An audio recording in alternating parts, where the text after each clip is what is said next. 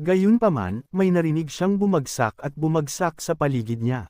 Marahil ito ay isang uri ng mekanismo ng pagsira sa sarili kung sakaling magkaroon ng ganoong sitwasyon.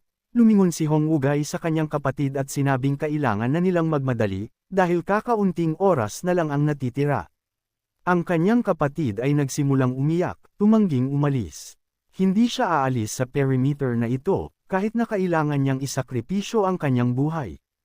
Kailangan niyang harapin ang matandang mahirap. Napatingin ang dalaga sa kapatid at hindi nakilala. Nang marinig ng matanda ang mga salitang ito, natitiyak niya na ang binata sa kanyang harapan ay tunay na tulala, dahil akala niya ay matatalo niya ang matanda. Ang kanyang kalaban sa angkan ay sumabog sa hindi kapani-paniwalang enerhiya, ang kidlat ay sumabog mula sa kanyang dibdib, at ang kanyang espada ay napuno ng kapangyarihan ng puot. Nangako siya na sisirain niya ang matanda at saka papatayin ang lahat ng tao sa bundok. Sa sandaling sinabi niya ang mga salitang ito, ang parusa para sa kanyang mga iniisip ay hindi malayo. Ang Young Master, gamit ang isang heavenly weapon, ay itinuro ang kanyang sphere of energy patungo sa rascal. Sa pagtingin sa kanya, Dan Soyo, napagtanto na ang lakas ng taong ito ay sapat lamang upang makapasok sa sementeryo. Itinapon niya siya sa isang tabi, at ang kalaban ay bumagsak mula sa isang malakas na suntok. Lumalayo ng napakabilis, siya ay bumubulusok sa lupa, paulit-ulit na tumama, umiikot at nahuhulog upang hindi siya makapagpahinga. Isang suntok ang ibinato ni Dan Soyo para maalis ang ngiti sa kanyang mukha. Pinapanood ng kapatid na babae ang kanyang kapatid na sinisira ng isang hindi kapani-paniwalang puwersa, at walang magawa. Nang tumayo ang kapatid niya sa isang paa, nanginginig ito at nanginginig na parang nilalagnat. Binalot ng panginginig ang kanyang katawan, at may isang hindi kapani-paniwalang nangyayari sa kanya, na parabang may kumakalat na sakit sa pamamagitan niya. Hinawakan niya ang kanyang kapatid at hiniling na kumapit lang, huwag sumuko, huwag mamatay. Si Dan Soyo ay nilapitan ang dalawa na walang anumang patak ng awa sa kanila. Sila ay mga mapagmataas na bastos na hindi nagpapahalaga sa buhay ng ibang tao, ngunit nagmamalasakit pa rin sa isa't isa. Ang babaeng nakatingin sa demonyong ito, tinanong siya kung bakit niya ginawa ang lahat ng ito, kung bakit niya pinakialaman ang buhay pamilya nila. Dan Soyo, tumingin sa kanya ng diretsyo sa mata at sumagot, tinatawag ba niya itong interference? Wala siyang balak manghimasok sa buhay nila.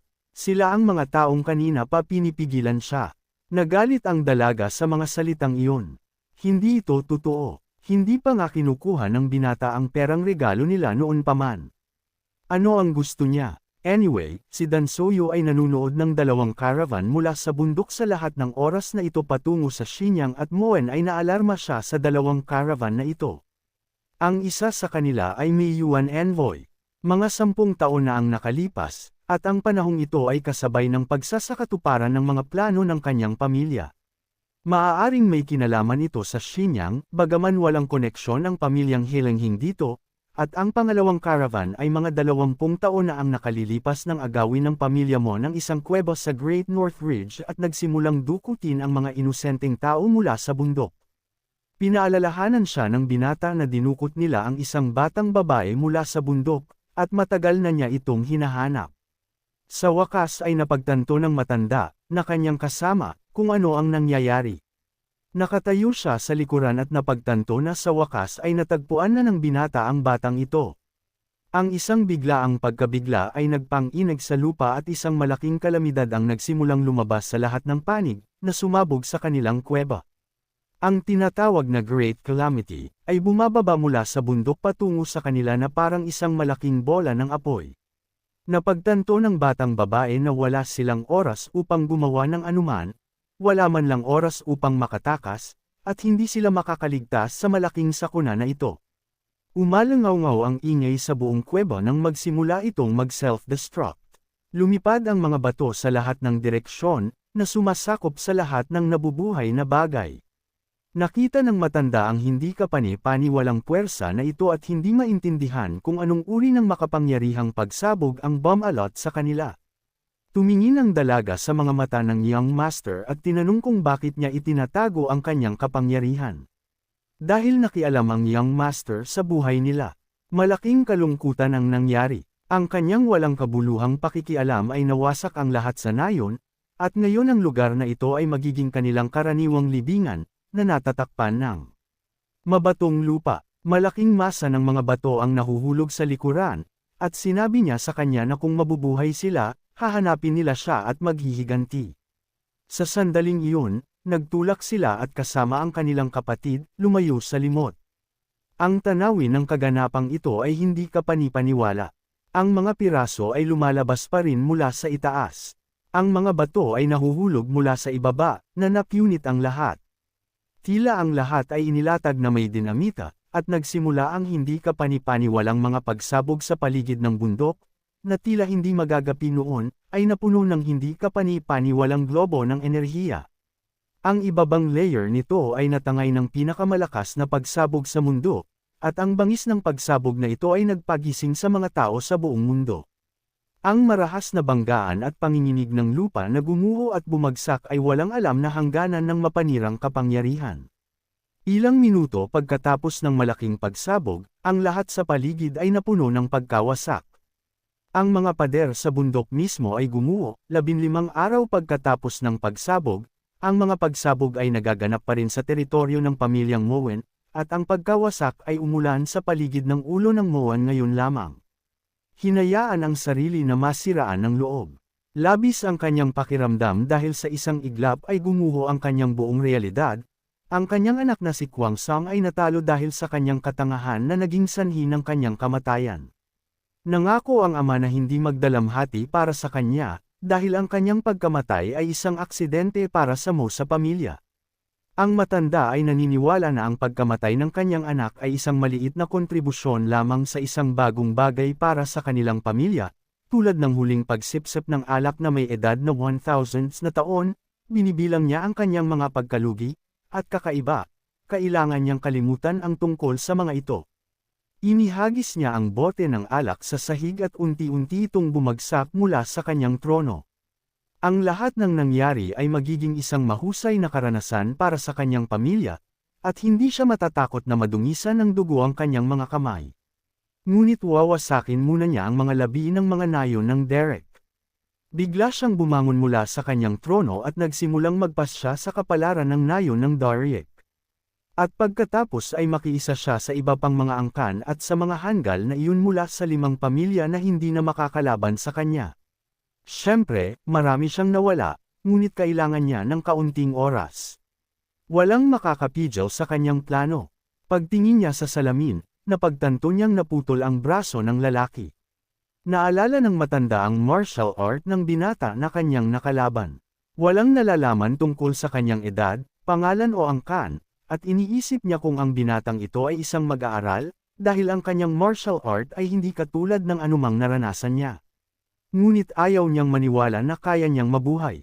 Ito ay tila lubos na katawa-tawa. Ang malaking sakuna na bumalot sa buong bundok at sumire sa lahat ng naruroon ay tila dahilan kung bakit walang makakaligtas, at gumuho na ang yungib. Ito ang nagpatigil sa pag-iisip ng matanda, na nakumbinsi sa kanya na patay na ang bastos. Ngunit nang ipikit niya ang kanyang mga mata para isipin kung gaano pa karaming mga layunin sa buhay ang mayroon siya sa kanyang harapan, nang imulat niya ang kanyang mga mata, nakita niya itong malademonyong figure na nakatayo sa kanyang harapan. Ang takot ay bumalot sa kanya habang nakatingin kay Dan Soyu, na lumulutang sa hangin na napapalibutan ng divine energy. Ipinaalala sa kanya ng binata ang pangako nitong kitilin ang kanyang buhay, at wala siyang balak na sirain ito. Ligtas at maayos ang bata. Ito ang huling hakbang na kailangan para pigilan ang pinuno ng angkan. Isang globo ng purong enerhiya ang pumuno sa espasyo at tinusok ang bloke ng Blackstone, na nagsimulang pumutok. Isang stream ng divine technique ang bumungad dito, na lumikha ng landas para sa Young Master. Ang pag-crack na ito ay tumunog sa lahat ng dako, at ang kidlat, na parang paggalaw, ay naging sanhi ng pagkakahati ng lupa sa iba't ibang direksyon. Ang matandang nanunood ng lahat ng ito ay namangha. Walang tigil sa paghanga sa kanya ang binata, dahil nang mangyari ang malaking sakuna, nagpaalam na ang matanda sa kanyang buhay at hindi makapaniwala na nakalabas na sila. At hindi lamang sila nakaligtas, kundi pati na rin ang mga naninirahan sa bundok. Ang Warrior Chomori at ang Dark Warriors, lahat sila ay nakatakas. Nang makalabas sila sa sariwang hangin, masaya silang naramdaman muli ang buhay. Pagkatapos noon, naalala ng matanda ang sinabi ng binata tungkol sa babaeng hinahanap niya at tinanong niya kung Han ang pangalan nito. Lumingon sa kanya ang binata at matamang nakatingin sa matanda, tinanong kung kilala niya ito. Siya ay mga 6 o marahil 7 taong gulang noong panahong iyon, sinabi sa kanya ng matanda na siya ay nakakulong dito sa mabatong libingan sa loob ng 20 taon nang hawakan nila ang mga tao sa lahat ng edad, kapwa lalaki at babae. Gayunpaman, ang mga kababaihan at mga bata ay hindi nakayanan ang gawain ng mga paghuhukay at ipinagbili sa pagkaalipin. Ang nalikom na pera ay ginastos sa paghuhukay ng Northern Ridge Cave. Isang batang babae mula sa bundok na may apelyidong Khan, tulad ng lahat ng iba, ay napunta dito, kung hindi siya nagkakamali. Ang kanyang pangalan ay Hanza, at siya ay napakatalino at kalmado, hindi katulad ng kanyang edad. Pero hindi bale, dahil kahit matalino siya, bata pa rin siya. Di nagtagal, siya ay ibinenta sa mga mangangalakal bilang isang alipin, at ang mga talaan ng mga benta ng alipin ay malamang na itinatago ng pinuno ng angkan ng Moon. Kung mahahanap ng binata ang mga talang ito, mahahanap niya ang dalaga. Muli, napagtanto ng ating bayani na kailangan niyang puntahan si Dong Chong, marahil, sa huli, lalabas na ang lahat ng mga pangyayaring ito ay hindi lamang nagkataon. Ang kamay ng Young Master ay nagpadala ng chi energy sa katawan ni Dong Chong ng paulit-ulit, sunod-sunod, ang pagsabog ay tumusok sa katawan ng matanda, na walang awang sumisigaw sa tuwing siya ay nanginginig sa sakit na idinulot ng Young Master. Kamakailan lang, noong nag-away sila, sinabi sa kanya ng binata na siya ay parurusahan. Ipaparamdam niya sa kanya ang matinding sakit, at alam ng matanda na hindi niya ito basta-basta maiiwasan. Sa sandaling ibinalik ng bata ang kanyang tingin, ang matanda ay napalunok ng husto. Matapos ang lahat ng binalaan ng bata sa kanya na siya na ang magpapasagot sa matanda at magbabayad ng lahat ng kanyang mga kasalanan sa pangunahing tirahan ng pinuno ng angkan, ang heavenly energy ay nagningning na pumupuno sa lahat, sa isang segundo, tumahimik muli ang lahat. Ngunit may ganap na kakaiba. Hindi nagtagal, binisita ni Gonsan ang kanyang ama para makita siya. Iniulat niya na sa kanyang mga utos, ang paghahanda para sa pag-alis sa Iron Union ay natapos na. Sinabi rin ni Gonsan na napilitan sila ni Jay na sirain si Derek dahil sa Iron Union. Ngayon ay ligtas na ang kanilang pamilya, at nais nilang magpakita ng paggalang sa kanilang ama bago sila umalis. Habang nakayuko ang mga ito ay napatingin ang binata sa kanyang ama.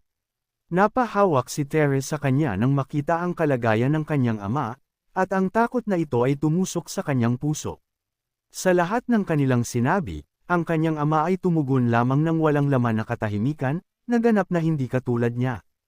Nagsimula silang tumingin sa paligid upang unawain kung ano ang nangyayari, at nag-aalala para sa kanilang sarili at sa kanilang paggalang sa kanilang ama. Iminulat ng pinuno ng Moon Clan ang isang mata at hiniling kay G na dahan daw ang tumawag ng doktor. Kahit anong pilit nilang pigilan ang pagkamatay ng kanilang ama, hindi nila magawa sa sandaling iyon, tumatalon ang Young Master sa mga bubong. Tumabi siya, napagtanto na nagawa na niya ang lahat ng gusto niyang gawin, at kinuha pa ang mga record. Nasa kanyang mga kamay ang isang balumbon na naglalaman ng maraming impormasyon tungkol sa matagal na niyang hinahanap. Nagmamanyobra sa mga rooftop, papaalis na siya sa lugar, ngunit nang huminto siya, nabalot siya ng pagdududa. Nagawa na ba niya ang lahat ng gusto niyang gawin? Hindi nagtagal ay narinig niya ang boses ng isang matandang lalaki na nagtatanong sa kanya kung nagawa ba niya ang lahat ng kanyang binalak. Tumingin ang binata sa matanda at napansin ang hitsura nito, na nagbigay diin sa kanyang kalmado sa ilalim ng buwan. Ito ay medyo kahanga-hanga sa kanyang bahagi. Napagtanto ng matanda na si Mundong ay naging kontrabida sa mundong ito, kahit na itinuturing siyang bayani ng lahat, natalo siya sa kamay ng Young Master. At niyaya ng matanda si Dansoyo na makipagbobo sa kanya. Bagamat hindi siya mapilit sa kanyang alok, si Dansoyo ay hindi gaanong sensitibo at hindi siya iinom hanggang sa mamatay ang bastard na iyon. Nasiyahan lamang siya na sa wakas ay nakahanap na siya ng clue para mahanap ang anak ng Young Master. Napagtanto ng matandang lalaki ang kanyang kawalang interes bilang isang krimen, dahil para sa kanya, ang taong ito ay isang magnanakaw lamang na nagnakaw ng kanyang kaibigan, ngunit tinanong niya kung gusto pa niyang uminom. Nais ng matanda na bumawi sa mga nawalang pagkakataon.